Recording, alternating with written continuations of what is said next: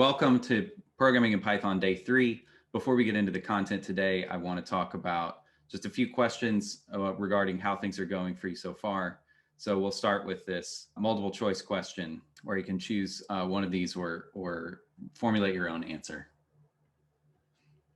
Okay, so I'll share what everyone has said so far. Any thoughts on how class time in particular is going? So how do you feel about the pacing, the level of difficulty, the interestingness of the content, etc.? Okay, cool.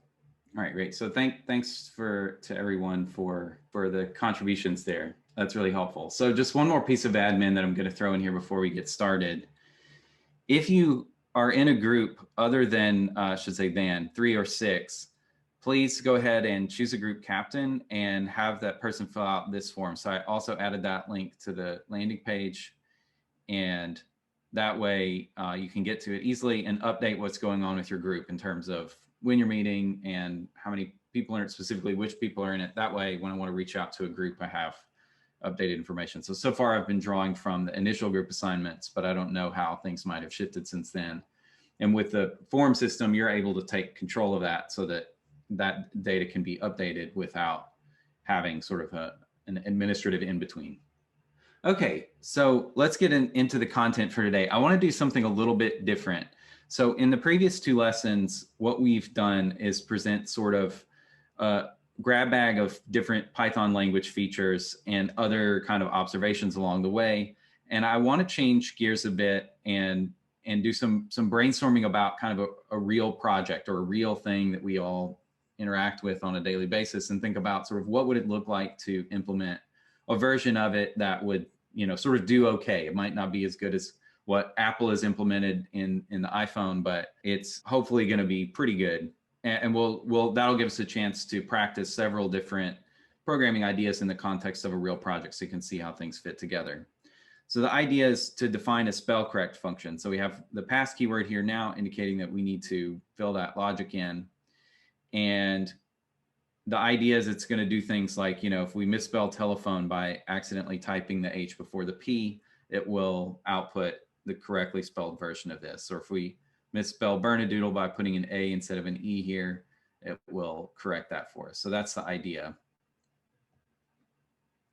And maybe we'll go ahead and click run here to get that queued up.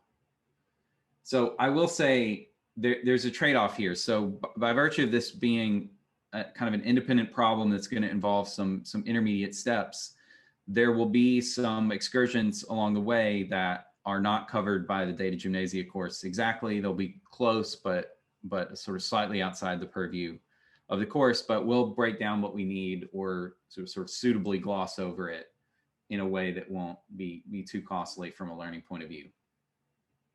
So instead of just kind of starting on line 1, I want to have a conversation first about what this design might look like. So start thinking about, what would you do if you needed to write a spell checking function? What are some of the components that are going to need to be there? What are some of the considerations that we need to account for at the outset? So this is really interesting. Okay, so I'll go ahead and summarize what folks have said here. So yeah, you hit the main things that I wanted to bring up. So one of them, which I sort of thought people would say first, but they mostly focused on the second one. But one of them is going to be the concept of edit distance. So like we want to know, if we have a given word, what are the words that are sort of really nearby, maybe where someone swapped around 2 letters or substituted 1 letter for another. So we will be thinking about that. And incidentally, here's the list of edits that we're going to consider. So insertions, where you accidentally type an extra letter; deletes, where you accidentally omit a letter; transposes, where you swap 2 letters; and replacements, where 1 letter was typed instead of a different one. So those are, it was a bit arbitrary. You could imagine adding others or omitting some of these, but this is what we're going to go with. And in a way, this seems kind of a small thing, and perhaps it is, but it's kind of cool from a certain perspective, because we've stumbled on a relevant notion of distance, namely distance from one string to another, where the moves, the sort of basic moves that we can make are these edits.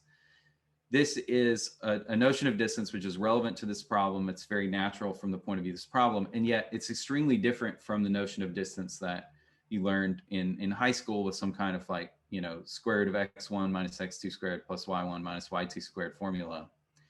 And we call this a metric space. So the notion of distance is a metric, and the set together with the notion of distance is called a metric space.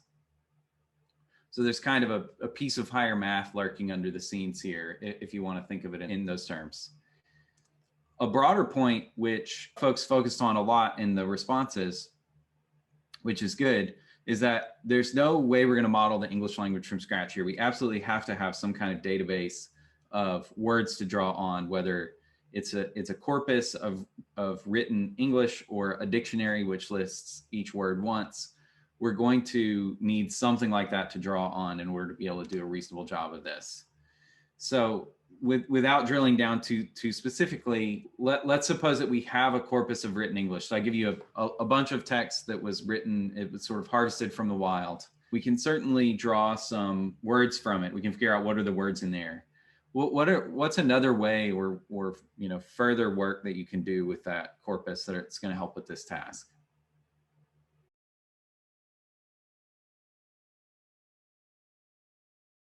Okay, great. So lots of good answers here. Imre, would you like to share your answer or elaborate on your answer? Yeah, so this is an interesting idea. You can go through the words in the dictionary and try to figure out like what's the neighborhood of that word. What are the words that are sort of nearby? So we're going to do the opposite of that. And the reason is just one of scale. So if you go through all the words in the dictionary and you come up with a neighborhood of that word and you're trying to store that data, it just ends up being a lot of data. You could do that, and there may be some settings where that would be preferable, but it's just a different design choice, and that it's a good idea. Yeah, so we're going to do the sort of opposite of that, which is when a word is typed in, we check a neighborhood of that word and see if we can find something in the dictionary that is close by. Okay, great. Yeah, so I'm glad I asked that question because there was a wider variety of sort of design decisions or sort of design strategies than I was bargaining for. Okay, so but here's the simpler thing that I'm going to suggest that we do. Oh, and there was some discussion as well, sort of interpreting the question a bit differently. This is important too, though. We might need to lowercase the words to avoid issues with uppercases and lowercases. If there's like weird stuff in there, maybe take that out. We might also remove, for example, with this word, remove the MING part to have just kind of the what's called the stem of the word, kind of standardize the vocabulary. We're going to mostly not do these things here just to keep it simple, but this is totally stuff in a production setting you would want to account for. In any case, the sort of basic design decision that we're going to make is that when we have a string we want to spell correct, we're going to look at the strings that are one edit away from what was typed, and if there's a word there, then we return that one. Okay, so this is a simple concept. If we find a unique word which is one edit away from what was typed, we say, hey, you probably meant this. But there's an issue, of course, if the number of words isn't one. If there are multiple words that are nearby, if there are no words that are nearby, we'll need to think about that. So what would be sort of a really basic strategy if we see several words that are one edit away from what was typed and we have to choose one to suggest? What would be a strategy for that? Okay, so here's one idea. We could just take the first one. That would certainly work. We could look at the context. That's true. So I want to mention this because it's come up. 3 people have mentioned this so far.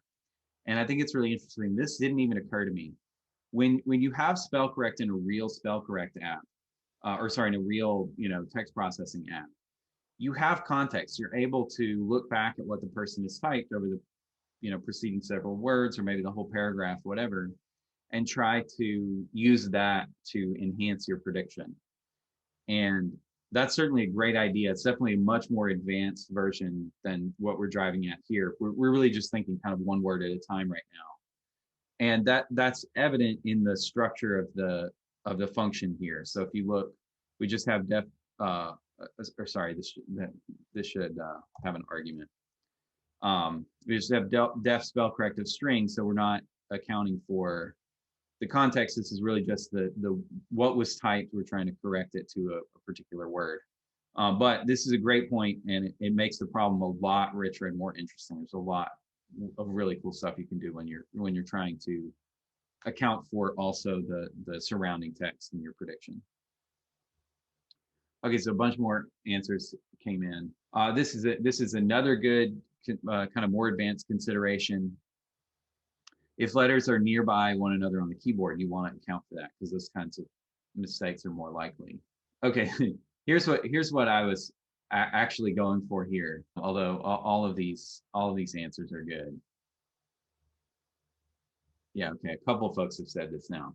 Yeah, so the most commonly used word, that's a very reasonable kind of high level heuristic. It's very simple.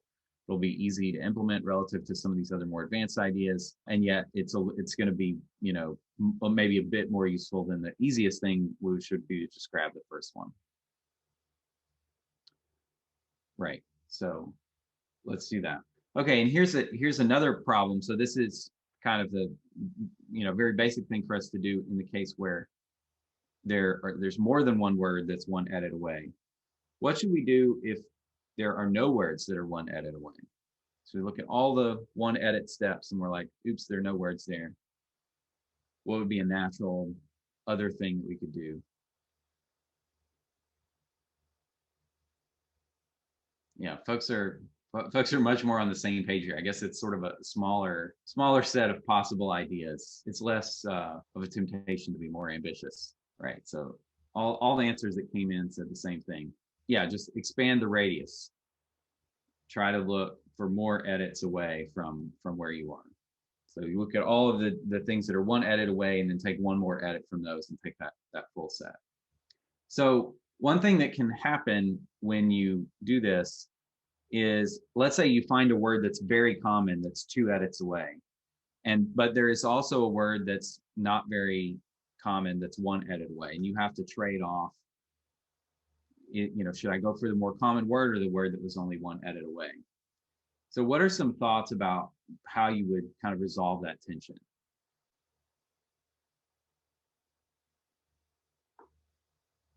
Okay, so lots of folks are typing. Not many answers have come in yet. So maybe I'll just summarize verbally. So there's one sort of partial answer here that's suggesting that we come up with some sort of conversion factor. So we measure the commonness in some way, and we decide that sort of costs us a certain number of edit distance. So it's like converting to a common unit and resolve it that way. So that's a great idea. Yeah, Shabam, do you want to elaborate on your answer? In fact, it's a little subtle, but these two ideas are really kind of the same thing in disguise. So if you're multiplying two scores and then using that to measure, that's the same thing if you take the log as adding the two, you know, log scores. So these are really kind of the same idea, just different manifestations. And it's absolutely right. You want to do something like, you know, trade off the two sort of notions against one another, so that at a certain threshold you switch over from favoring the more common, further away word. And one kind of maybe sort of obvious, but I'll elaborate on it again.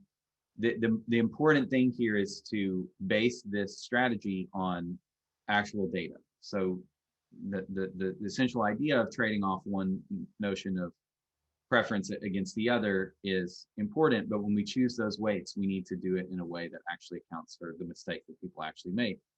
And as some folks pointed out, you know, you might want to drill down a little bit more, and instead of just trading off pure distance against commonness, you might want to start accounting for context or the specific likelihood of a particular mistake happening.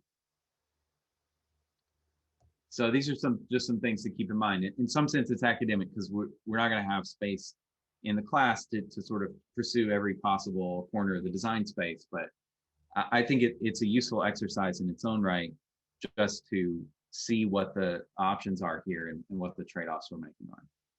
Okay, so I have a few more things here. I'll just leave you to read them in the script if you want to. I want to skip over them and get into the code.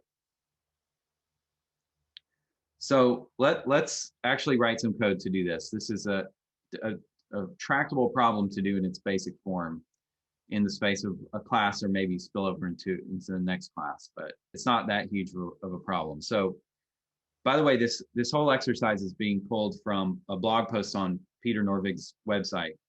So the credit for this exercise goes to him. All I did was sort of add the conversation that goes in between.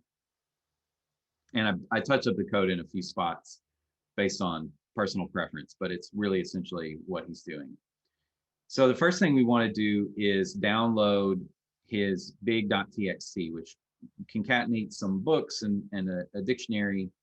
And what we're doing here is we're saying, pull it from here and download it to this location. So it's just going to be in our current directory. There's going to be a big.txt file. And it's kind of handy to remember when you're doing this in Python, you want to use the URL lib library, part of the standard library. So you're always going to have access to this. And it's urllib.request.urlretrieve. So that's just grab something, pull it in, and drop it in your local directory that you're working in. And what it returns is the name of the file, which sort of redundant because you see that right here, but also an object which stores more data about the HTTP request that you sent out to retrieve that item. So if you got an error or you know, who knows what, you might want to look in there. But obviously, you know, this worked fine, so we're just going to move on. And what we're going to do is open this local file and read it, and then look at the first 1,000 characters.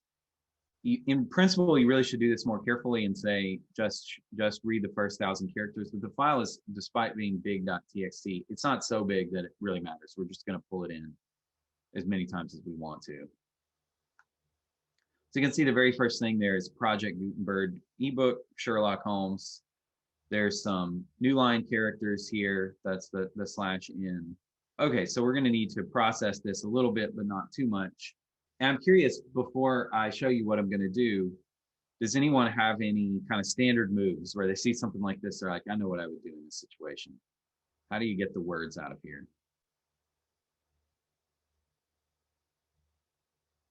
Okay, so this is interesting. I'm going to summarize the class response. So there are basically two answers I got here, and what I'm going to say is neither of these.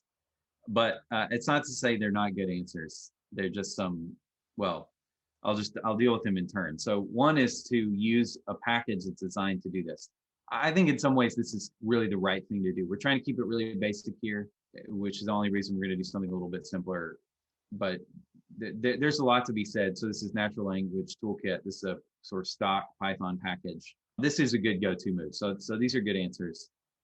The other thing that I think is very tempting to do here is to try to split the words on spaces or new lines. This gets messy because it's, well, I mean, you can try it. And the problem is you're going to end up with a lot of things that aren't really words and should be excluded. And then you're going to have to sort of make some more filter passes to try to get rid of them. And you're going to kind of go back and keep looking and be like, well, I really should probably keep this one out. And you write another filter to eliminate some of the things that shouldn't be words. Certainly it can be made to work, but it's just a little more complicated than necessary. Yeah, okay. So there's sort of a happy medium here, which I'll mention because it's a useful tool in its own right. We're not going to deal with it too much here. We're just going to use it and move on, but just a sidebar. So we're going to use what's called regular expressions, which if you haven't heard of it before, it's sort of a universal language. So you're going to have regular expressions in any programming language. There's going to be some kind of support for them. And the idea is that you use them to specify matches within text. So if you want to say, you know, grab every word that starts with a C and ends with a D, you can specify that kind of information with a regular expression, and it would grab, for example, the word created here. And the problem with regular expressions is that they can be really hard to read. You kind of have to get used to them. They're their own language. So here's an email regex, for example. So it's not perfect, by the way, but it more or less, it will match a standard email address, and it will fail to match if what you enter is not an email address.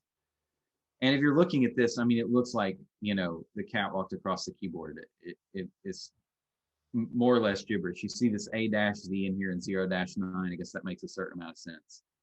But unless you know what you're looking at, you're not going to get a lot out of just glancing at this. So that's why I suggest looking at this regexr.com website whenever you have a regular expression that crops up in the wild, or if you need to build one and you want to check that it's doing what you think it does.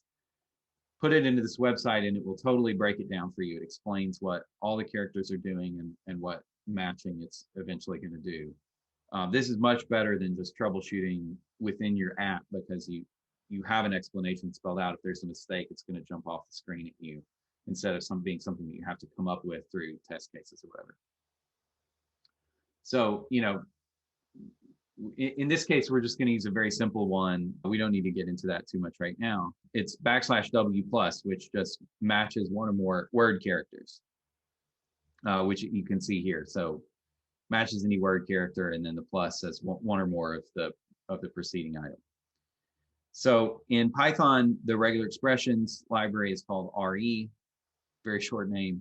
And we're going to import find all, which allows us to say the regular expression /W plus, let's find every instance of that in the text. And by the way, we have this R string prefix.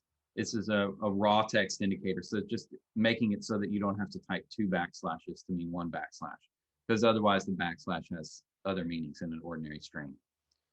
So in any case, we'll see how that worked for this particular example, and it seems like it worked well. There's some things that aren't great, like there's 15 in there that counts as a word. Probably don't really want that, but we're not going to clean it up. We're just going to leave it as is for now and move on. It's good enough. And the main point I wanted to make here with respect to the splitting strategies, this is much simpler. We just called one line of code with a very short regex, and it did a nice job for us, and we didn't have to worry about kind of all the details of splitting. Okay, so now we'll get to kind of what is sort of the first serious computational task, which is, how do we use this list of words to come up with a tally? In other words, something that tells us all the words that are in there and how frequently each word was used. So as answers continue to come in, Yash, I'd like to hear from you about your suggestion here. Yes, that's right. So we won't use counter just to keep it simple, but yeah, Python has a thing for this, which is just counter. So from collections, import counter, and then you just call counter on the list, and it handles all of this for you automatically. We'll spell it out just a little bit because it's not too complicated, but yeah, that's exactly right. This is definitely what you want to be doing. People are pretty spot on here with their answers. I'll just summarize what folks have shared so far. Conceptually, the idea is what we want to do is go through the list, and if you encounter a word you've encountered before, add 1 to the count. If not, add it to the running total. And maybe the most important idea here, which some folks elaborated and other folks left implicit, is what's the correct data structure here. And the correct data structure totally is a dictionary. So a counter it is a special case of a dictionary in Python.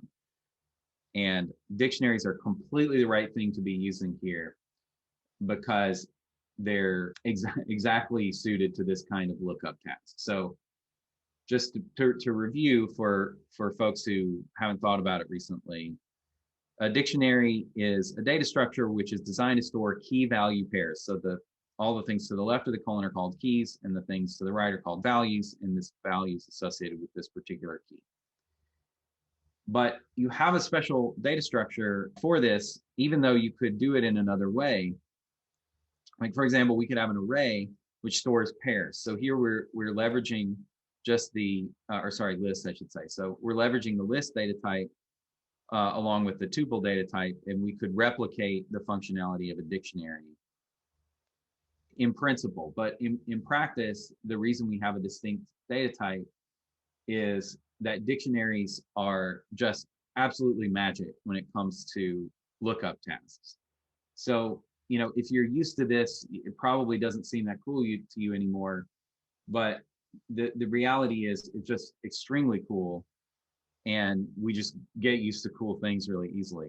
But, when you've never seen a dictionary before and someone says, what I need you to do is look up a particular word and then go over here and increment the counter for that particular word. What you're going to think is surely I have to look through the list to find the word. Like, as humans, we have to do this. We start at the top, we scan our eyes down until we see a word that matches. then we could go over here and scratch this out and update the number. But dictionaries do not do this. They update their key value pairs or look up a value associated with a particular key by directly computing where that's going to be stored in memory from the key. So the update and lookup operations are extremely fast, even if you have a very, very big dictionary. It doesn't matter how big it is. You're going to be able to look things up extremely fast. We'll talk about this more in data 1050, or if you've taken an algorithms course, it's constant order lookup time. It doesn't depend on the length of the dictionary. And in some ways, the story of Python is like, what happens if we take dictionaries really seriously? So Python uses dictionaries everywhere internally.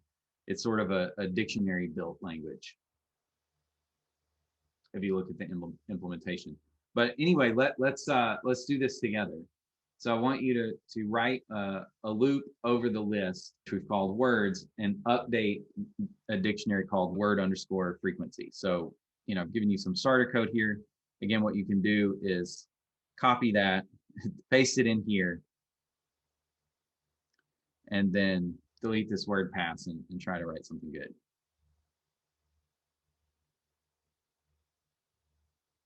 Let's walk through it together. So we're going to loop over the words.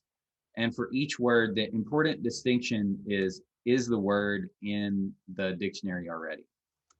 So we can use the in operator, and that's automatically, by default in Python, going to check whether it's in the keys here.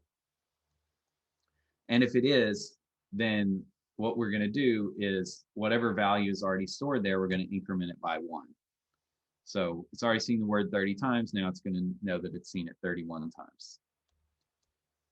And if not, then we need to add the word to the dictionary. So we put it in there, and we're going to give it a count of 1 initially because we've just seen it now. So it should be 1 this time, 2 next time when it hits this line of code again for that particular word.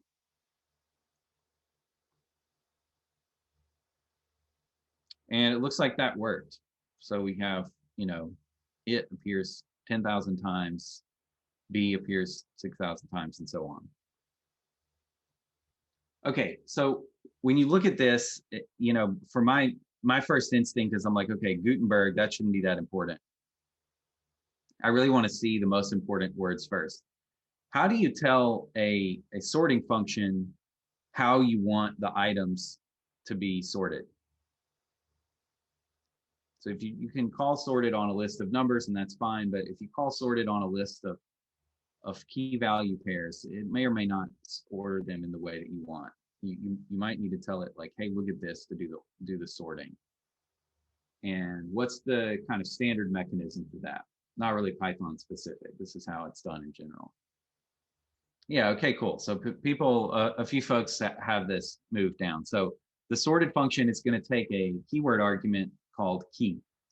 And what you supply to that argument is a function, which would often be an anonymous function. You could name it.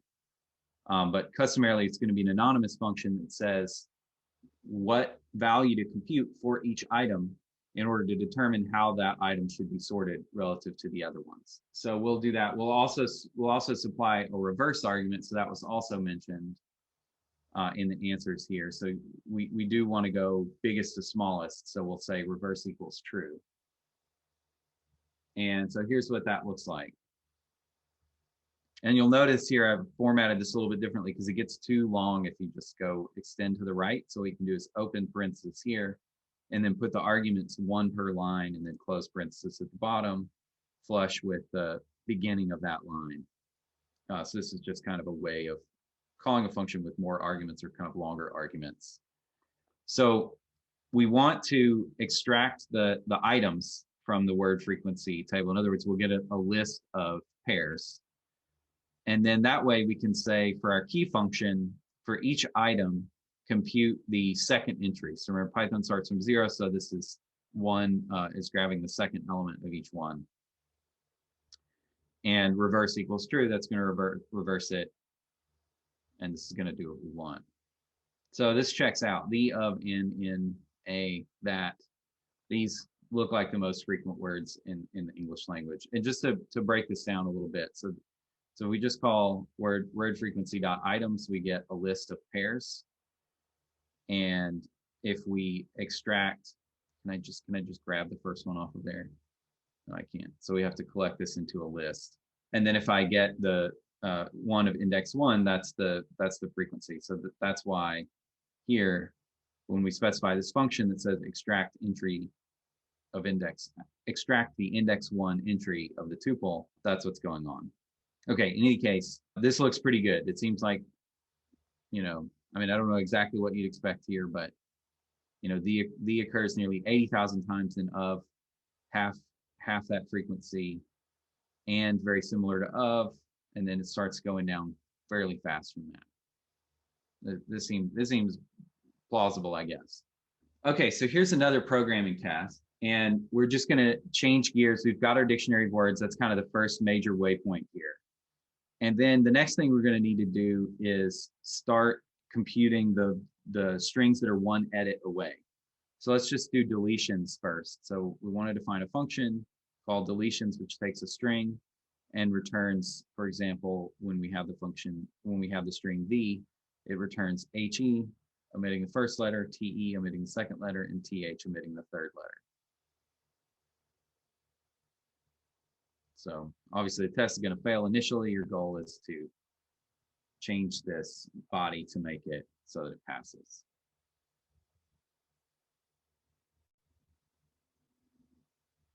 Okay, so here's a great solution. Great. Yeah, this is exactly what I have, except that I wrote it as a list comprehension. So here's the same solution, but written in fewer lines of code, taking advantage of list comprehension syntax. So whenever you have this pattern where you're creating an empty list and then looping and appending to that list and then returning the list, what you can do instead is put in the expression that's generating the value that you're appending to the list. So that's exactly what we have here. And then put the for statement immediately after that, and then wrap the whole thing in square brackets. And that's the same idea, but there's just sort of, you know, less to look at. Anyway, I mean, they're both fine. They do the same thing. They have similar performance profile. And in some cases, you do need this longer form because the expression that generates the kth entry in your list is sort of too complicated to kind of jam in right here. And this allows you to spread it over several lines of code, do intermediate calculations if you need to. So anyway, all that to say, both are good. And this checks out. Okay, so we have about 65 seconds left, and that's not enough time to do the next exercise, which is on insertions. Maybe I'll put it up so that you can see where we're going to start next time. We're not going to do this now, though. We'll just pick it up next time. So same idea, except instead of deletions, we're going to look at the ones that are one insertion away. And of course, there are many more of those because you have all the letters A to Z and all the positions where you could insert them. So this is kind of a funny test. But in any case, we'll pick up from here next time.